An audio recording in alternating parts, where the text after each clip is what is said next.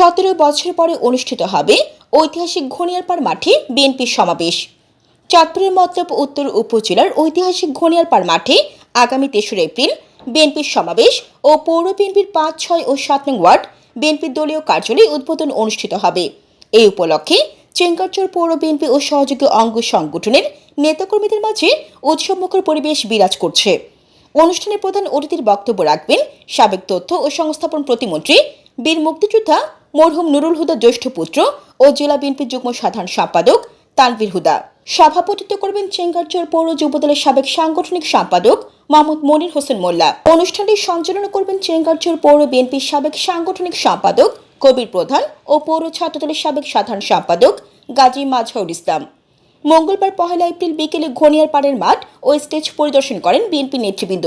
এই সময় উপস্থিত ছিলেন জেলা বিএনপির সাবেক সদস্য আলাউদ্দিন খান, চেঙ্গারচর পৌর যুবদলের সাবেক সভাপতি মোহাম্মদ সিরাজুল ইসলাম, পৌর যুবদলের সাবেক সাংগঠনিক সম্পাদক মোহাম্মদ মনির হোসেন মোল্লা, পৌর তাঁতি দলের সাধারণ সম্পাদক সোলাইমান হোসেন, জেলা ছাত্রদলের সাবেক সদস্য HM জমির হোসেন, পৌর ছাত্রদলের সাবেক সাধারণ সম্পাদক গাজী মাজহারুল ইসলাম, পৌর যুবদলের সাবেক যুগ্ম আহ্বায়ক মোহাম্মদ শাহ আলম, পৌর যুবদলের যুগ্ম আহ্বায়ক সুমন ব্যাপারী, পৌর যুবদলের নেতা ইদ্রিস আলী, জাকির হোসেন, ছাত্রদল নেতা জুম্মান হোসেন প্রমুখ।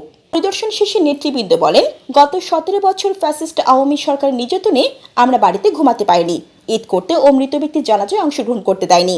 মিথ্যা মামলা হামলা দিয়ে আমাদেরকে বহু নির্যাতন করেছে আওয়ামী হায়না বাহিনী। 5 আগস্ট হাসিনা তার দলবল নিয়ে ভারতে পালিয়ে গেছেন। এরপর থেকে মতলব উত্তর সহ সারা বাংলাদেশে আনন্দ বিরাজ করছে। এবার উৎসবমুখর পরিবেশে মানুষ ঈদ উদযাপন করতে পেরেছে। তারা আরও বলেন, 17 বছর পরে এই ঐতিহাসিক ঘনিয়ারপাড় মাঠে বিএনপির সমাবেশ অনুষ্ঠিত হবে। এই মাঠে আমাদের দলের ভারপ্রাপ্ত চেয়ারম্যান তারেক রহমান এসেছিলেন। এই মাঠে বিএনপির অনেক জনসভা অনুষ্ঠিত হয়েছে।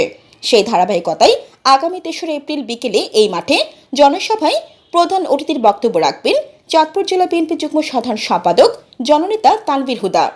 উক্ত জনসভায় আপনারা সবাই উপস্থিত হয়ে জনসমাবেশ সার্থক ও সাফল্যমণ্ডিত করবেন, এই প্রত্যাশা রইল আপনাদের প্রতি।